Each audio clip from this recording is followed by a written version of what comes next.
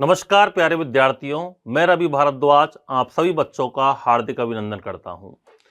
दोस्तों, आज की श्रृंखला में हम एनसीईआरटी आधारित और साइंस की जो विशेष महत्वपूर्ण टॉपिक्स हैं उनकी श्रृंखला स्टार्ट करने जा रहे हैं, जिसके अंदर आज का हमारा टॉपिक है वनोन्मूलन, डिफोरेस्टेशन, जो कि भी latest REET level two science math का सिलेबस जो माध्यमिक शिक्षा बोर्ड के द्वारा जारी किया गया है, अपडेट वर्जन, उसके अंदर एक छोटा सा टॉपिक डाला गया है वनोन्मूलन, डिफोरेस्टेशन।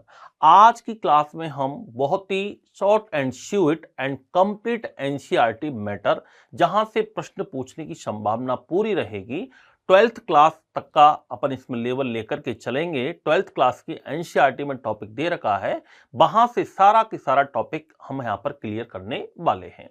तो आज की क्लास में दोस्तों हम वनोन्मूलन टॉपिक के बारे में विस्तृत चर्चा करने वाले हैं। तो आइए देखते हैं वनोन्मूलन टॉपिक क्या है। आपके सामने दोस्तों दो स्लाइड आपके सामने दिखाई दे रही हैं। पिक्स के अंदर आप देख पा रहे हो कि एक स्लाइड के अंदर जंगलों में वनों को काटा जा रहा है। अर्थात जंगल का अर्थ यह होता है जिसमें वन पाए जाते हैं, जिसमें वन्यजीव होते हैं। लेकिन हम बात करें कि जो वन प्रदेश हैं उनको यदि हम वन रहित कर दें, वन रहित क्षेत्रों में परिवर्तित कर दें, इसका मतलब क्या हो रहा है? वनोन्मूलन हो रहा है, डिफोरेस्टेशन हो रहा है। जंगल को एक तरीके से वन रहित कर देना क्या कहलाता है दोस्तों? डिफोरेस्टेशन कहलाता है, वनोन्मूलन के नाम से जाना जाता है। कुछ हम एनसीईआरटी के अकॉर्डिंग आंकड़ों की चर्चा इसमें हम करने वाले हैं। तो सबसे पहले तो आपके सामने दो स्लाइड दिख रही हैं, जिससे आपको यह समझ में आ गया कि वनोन्मूलन का अर्थ क्या होता है। यानी जंगलों को काटना, वनों को काटना, वनों का दोहन करना, ये क्या कहलाता है? वनोन्मूलन कहलाता है। तो वन प्रदेश का वन रहित क्षेत्रों में रूपांतरण करना क्या कहलाता है दोस्तों? वनोन्मूलन कहलाता है।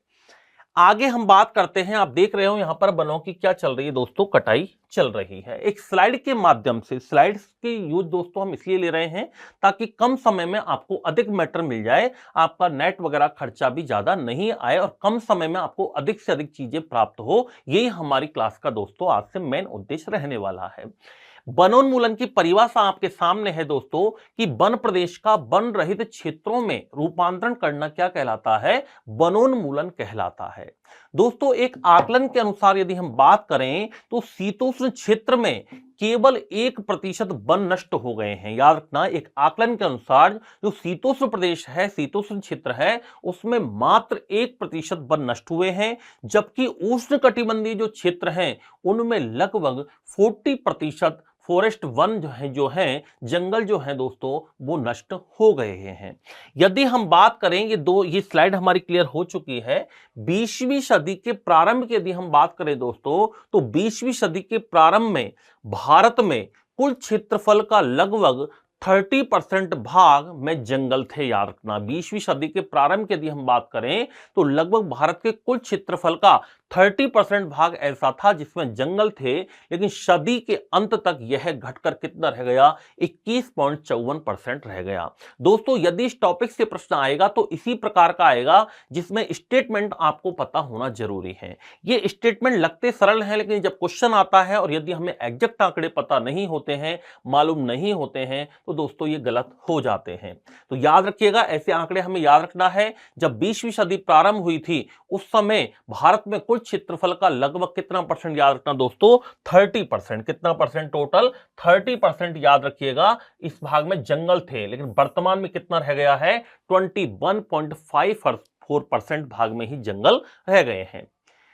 अगला बहुत बहुत महत्वपूर्ण इंपोर्टेंट पॉइंट है भारत की राष्ट्रीय वन नीति। सन याद रखना दोस्तों 1988। भारत की जो राष्ट्रीय वन नीति है 1988, उसके अनुसार क्या सिफारिश की गई थी कि जो मैदानी इलाके हैं उनमें 33% जंगल होने चाहिए। कितना परसेंट होने चाहिए? मैदानी इलाकों में याद रखना कितना परसेंट जंगल होना चाहिए? 33% जंगल होना चाहिए। जबकि पर्वतीय क्षेत्र जो होते हैं उनमें लगभग कितना परसेंट जंगल होना चाहिए? 67% जंगल होने चाहिए। तो भारत की राष्ट्रीय वन नीति 1988 के अनुसार जो मैदानी इलाके हैं उनमें 33% वन होने चाहिए, जंगल होने चाहिए, और पर्वतीय क्षेत्र क्षेत्रों में लगभग 67% जंगल होना जरूरी है। तो ये भी स्लाइड हमारी एकदम क्लियर हो चुकी है।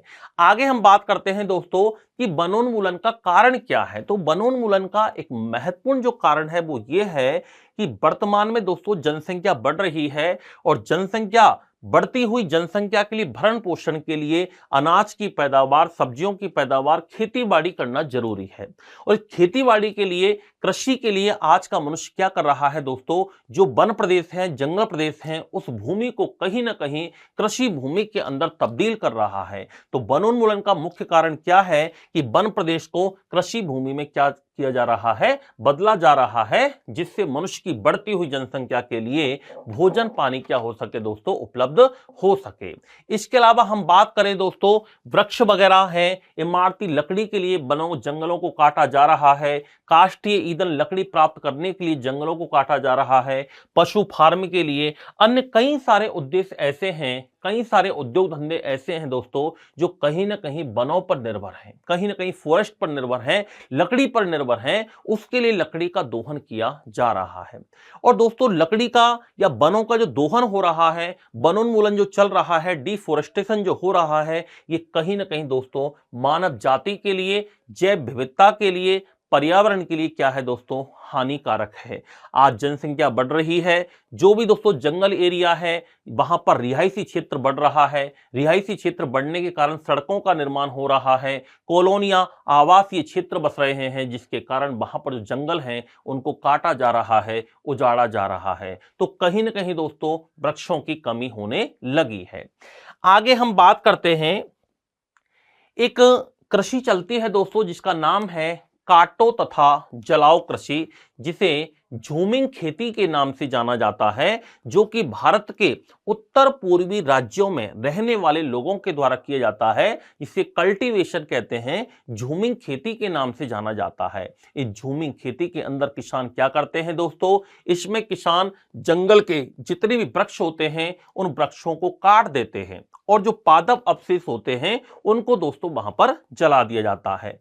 अब जो जलाने के बाद जो राख प्राप्त होती है, उस राख का उपयोग किसके रूप में करते हैं, उर्वरक, फर्टिलाइजर के रूप में किया जाता है। और उस भूमि का उपयोग वो जो किसान है वो खेती या चारागाह आदि के रूप में कर लेता है। इसको बोलते हैं काटो तथा जलाओ कृषि, या इसको स्लैश एंड बर्न एग्रीकल्चर के नाम से जाना जाता है। किस नाम से जाना जाता है, इंपोर्टेंट है, काटो तथा जलाओ कृषि, या इसको कहते हैं स्लैश एवं बर्न कृषि के नाम से भी जाना जाता है। इसे झूमिंग खेती कहते हैं दोस्तों। क्या कहा जाता है इसको, झूमिंग खेती के नाम से जाना जाता है, इसको कल्टीवेशन के नाम से जाना जाता है। तो झूमिंग खेती क्या होती है, झूमिंग खेती कि वनों को काट करके जलाओ, कुछ दिनों के लिए उस जंगल को छोड़ जाते हैं किसान ताकि पुनः वो उर्वर हो जाए, याद रखना, फिर से उसमें कृषि की जा सके, खेतीबाड़ी की जा सके, उसे कहा जाता है, याद रखना, काटो तथा जलाओ कृषि, इसको स्लैश एंड बर्न एग्रीकल्चर या झूमिंग खेती के नाम से जाना जाता है, जो कि भारत के उत्तर पूर्वी राज्यों में की जाती है। अगली स्लाइड में हम बात करते हैं आगे कि वनोन्मूलन के परिणाम क्या है। दोस्तों प्रश्न आ सकता है एग्जाम में कि वनोन्मूलन का परिणाम क्या है। तो याद रखना, वनोन्मूलन का परिणाम सबसे पहले आपके सामने है कि वायुमंडल में CO2 की मात्रा बढ़ना। वायुमंडल में दोस्तों याद रखना, कार्बन डाइऑक्साइड की मात्रा जो बढ़ रही है वो वनोन्मूलन के कारण बढ़ रही है।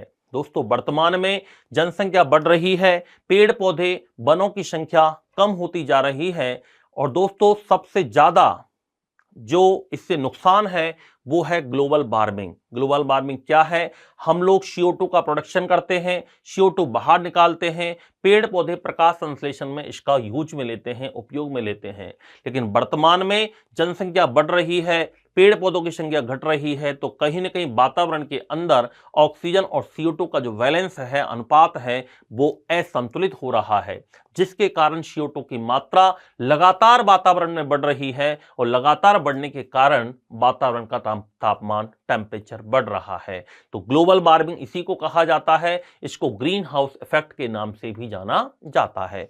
CO2 गैस के अलावा कुछ अन्य गैसें भी हैं, जिससे methane, nitrous oxide, chlorofluorocarbon, ozone, ये सभी गैसें ऐसी हैं, CFC क्लोरोफ्लोरोकार्बन, ये सभी गैसें याद रखिएगा, याद रखना वातावरण के तापमान में वृद्धि के लिए उत्तरदायी होती हैं, जिसे ग्लोबल वार्मिंग कहा जाता है। तो इसका जो मेन परिणाम है दोस्तों वो क्या है, वो मेन परिणाम है इसका ग्लोबल वार्मिंग। क्या है, ग्लोबल वार्मिंग। और ग्लोबल वार्मिंग के लिए कौन कौन सी महत्वपूर्ण गैसें हैं, तो ग्लोबल वार्मिंग के लिए एक तो दोस्तों याद रखना जलवाष्प, इसके अलावा CO2, CH4 methane, N2O nitrous oxide, एक क्लोरोफ्लोरोकार्बन, एक O3 ओजोन। ये सभी गैसें याद रखिएगा, ये ग्लोबल वार्मिंग गैसें हैं। इनको ग्रीन हाउस गैसें कहा जाता है। क्या कहा जाता है, ग्रीन हाउस गैसें कहते हैं। ये वातावरण के तापमान में क्या करती हैं दोस्तों, वृद्धि करने का कार्य करती हैं। इंपोर्टेंट है, यहां से क्वेश्चन लगभग एग्जाम में पूछ लिया जाता है। और ग्रीन हाउस इफेक्ट भी दोस्तों आपके सिलेबस में रीट लेवल 2 साइंस में अलग से डाला गया है, इस बार याद रखना। तो यहां से क्वेश्चन भी पूछा जा सकता है। ग्रीन हाउस इफेक्ट की हम अलग से भी चर्चा कर लेंगे एक छोटे से वीडियो के माध्यम से, ताकि आपको सारी चीजें क्लियर हो जाए। तो वनोन्मूलन भी क्लियर हुआ है हमारा, ग्रीन हाउस गैसें और इंपोर्टेंट ग्रीन हाउस इफेक्ट में से यही क्वेश्चन हमसे जनरली पूछा जाता है। तो ग्रीन हाउस गैसें या CO2 की मात्रा बढ़ रही है, जिसके कारण ग्लोबल वार्मिंग हो रही है, टेम्परेचर बढ़ रहा है। यदि दोस्तों टेम्परेचर बढ़ेगा तो दावानल जंगलों में आग लग जाती है, पशु पक्षी मर जाते हैं। इसके अलावा ग्लेशियर्स पिघलने लगते हैं, हिमखंड पिघलने लगते हैं। जो समुद्र के किनारे जो शहर बसे हुए हैं, कहीं ना कहीं उनको आगे भविष्य में खतरा नजर आ रहा है। तो निश्चित रूप से वातावरण के टेम्परेचर को कम करना है तो हमें डिफोरेस्टेशन के अलावा रिफोरेस्टेशन करना पड़ेगा, पुनर्वनीकरण करना पड़ेगा। फिर से हमें वन लगाने पड़ेंगे, फिर से हमें पेड़ पौधे लगाने पड़ेंगे, ताकि CO2 का अनुपात क्या बना रहे दोस्तों, ऑक्सीजन और CO2 का अनुपात बैलेंस बना रहे। दूसरा है आवास नष्ट होने से जैव विविधता में क्या आ रही है दोस्तों, कमी आ रही है। बायोडाइवर्सिटी में क्या हो रही है, कमी। बायोडाइवर्सिटी का मतलब होता है जैविक विविधता। इस पृथ्वी पर अलग अलग प्रकार के जीव पाए जाते हैं, अलग अलग प्रकार के पेड़ पौधे पाए जाते हैं। वो जीव पेड़ पौधे मिलकर क्या बनाते हैं, बायोडाइवर्सिटी का निर्माण करते हैं, जैव विविधता का निर्माण करते हैं। बायोडाइवर्सिटी जो शब्द है दोस्तों, ये बायोडाइवर्सिटी का मतलब होता है जीवों की विविधता। अब निश्चित सी बात है, यदि वनोन्मूलन होगा, जंगल काटे जाएंगे, तो जैव विविधता में क्या होगी, कमी होगी, बायोडाइवर्सिटी नष्ट होने लगेगी। जल चक्र का असंतुलन दोस्तों, वाटर साइकिल जो चलता है वो पेड़ पौधों पर आधारित है, वनों पर आधारित है। यदि वन काटे जाएंगे, वनों की कमी होगी, तो निश्चित रूप से बारिश कम होगी, यानी कहीं ना कहीं जल चक्र हमारा क्या रहेगा, असंतुलित रहेगा। इसके अलावा मृदा का अपरदन दोस्तों, सॉइल इरोजन होगा, मिट्टी का अपरदन होगा। पेड़ पौधे क्या काम करते हैं, मिट्टी के अपरदन को रोकते हैं। बहुत इंपॉर्टेंट पॉइंट है, थ्योरेटिकल प्रश्न बनता है दोस्तों, और ऐसा ही प्रश्न बनता है जो दिखने में सिंपल होता है, लेकिन जब आंसर देते हैं तो कहीं ना कहीं वहां पर आंसर देने में हमसे चूक हो जाती है। इसके अलावा मरुस्थलीकरण डेजर्टिफिकेशन दोस्तों, जब जंगलों को काटा जाएगा तो रिहायशी क्षेत्र किस में चेंज हो जाएंगे, याद रखना, जंगलों में या मरुस्थलीकरण में हो जाएंगे, मरुस्थल के अंदर चेंज हो जाएंगे, जिसे डेजर्टिफिकेशन के नाम से जाना जाता है। एक छोटी सी टर्म आती है जिसको दोस्तों कहा जाता है पुनर्वनीकरण। पुनर्वनीकरण क्या कहते हैं, पुनर्वनीकरण यानी वन को फिर से लगाया जाना क्या कहलाता है, पुनर्वनीकरण कहलाता है। क्या कहलाता है दोस्तों, पुनर्वनीकरण कहलाता है। तो ये था हमारा वनोन्मूलन क्या है, इसका कारण क्या है, उसके परिणाम क्या है। इंपॉर्टेंट है, पूरा 12th NCERT वाला चैप्टर में जो वनोन्मूलन वाला पार्ट है वो मैंने आपके सामने एकदम क्लियर कर दिया है, बहुत ही शॉर्ट एंड शूट तरीके से, ताकि आपको पूरा मैटर भी मिल जाए और समय भी हमारा कम खर्च हो सके। कुछ महत्वपूर्ण बातें इसमें और हैं। भारत सरकार ने वन्य जीवों की सुरक्षा के लिए एक पुरस्कार देना प्रारंभ किया है दोस्तों, जिसका नाम क्या है, अमृता देवी बिश्नोई वन्य जीव संरक्षण पुरस्कार। नाम याद रखिएगा, NCERT का पॉइंट है, पूछा जा सकता है, अमृता देवी बिश्नोई वन्य जीव संरक्षण पुरस्कार। इसके अलावा हम बात करते हैं, दूसरा पॉइंट है चिपको आंदोलन के जनक सुंदरलाल बहुगुणा। यह भी क्वेश्चन इंपोर्टेंट है। चिपको आंदोलन के जनक कौन है, सुंदरलाल बहुगुणा है। विश्व पर्यावरण दिवस कब मनाया जाता है, 5 जून को मनाया जाता है। कब मनाया जाता है, 5 जून को। और खेजड़ली दिवस दोस्तों हर साल 12 सितंबर को मनाया जाता है। 12 सितंबर को ये अमृता देवी बिश्नोई की याद में, और उसके साथ ही जो लोग थे, जो खेजड़ी का वृक्ष होता है उसकी रक्षा करने के लिए कई लोगों ने प्राण न्यौछावर किए थे, उनकी याददाश्त में हर साल 12 सितंबर को कौन सा दिवस मनाया जाता है दोस्तों? खेजड़ली दिवस मनाया जाता है। तो ये थी दोस्तों आज के वीडियो के अंदर हमने एक छोटी सी महत्वपूर्ण 15 मिनट की क्लास के अंदर वनोन्मूलन, जो कि नया टॉपिक ऐड हुआ है आपके, उसको हमने कंप्लीट किया है। इससे बाहर कुछ नहीं जाने वाला, क्योंकि 12th एनसीईआरटी का चैप्टर जो है हमारा, वो सारा कुछ मैंने यहां पर कवर कर लिया है। तो परिभाषा, इसका कारण और परिणाम, कुछ महत्वपूर्ण तथ्य, इनके बारे में जानकारी हमने की है। दोस्तों प्रतिदिन ऐसे ही वीडियो देखने के लिए YouTube चैनल को सब्सक्राइब करें, लाइक करें और क्लास को अधिक से अधिक शेयर करें। दोस्तों यदि आपको वीडियो अच्छी लगी है तो इसको इतना फैला दो, आग की तरफ फैला दो, जिससे अगली वीडियो हमारी जल्दी से जल्दी आ सके। और निरंतर इस तरीके की छोटे छोटे वीडियो डाले जाएंगे, जिससे आपको आगामी एग्जाम के अंदर लाभ प्राप्त होगा। निश्चित रूप से छोटे छोटे वीडियो आपको, हर एक वीडियो आपको कहीं ना कहीं एक क्वेश्चन दे करके जाने वाला है। तो ऐसे ही छोटे छोटे वीडियोज के माध्यम से हम जो आपके सिलेबस के टॉपिक हैं, जो नए टॉपिक ऐड हुए हैं, जिनमें कहीं ना कहीं बच्चे को प्रॉब्लम आती है, जो जनरली यूट्यूब पर, सोशल मीडिया पर कम मिलते हैं, उन सारे टॉपिक्स को हम इस श्रृंखला में लेकर के आने वाले हैं, जो कि संपूर्ण एनसीईआरटी आधारित रहेगा। आप दोस्तों से मेरी एक ही गुजारिश है कि एक बार आप वीडियो को लाइक शेयर जरूर कर देना दोस्तों, और अपने टेलीग्राम चैनल को भी सब्सक्राइब कर लें। आप भारद्वाज साइंस रिवॉल्यूशन विज्ञान क्रांति चैनल को सब्सक्राइब करें, ताकि आपको समय समय पर चीजों का नोटिफिकेशन भी मिलता रहे। तो ये थी दोस्तों आज की वीडियो। धन्यवाद।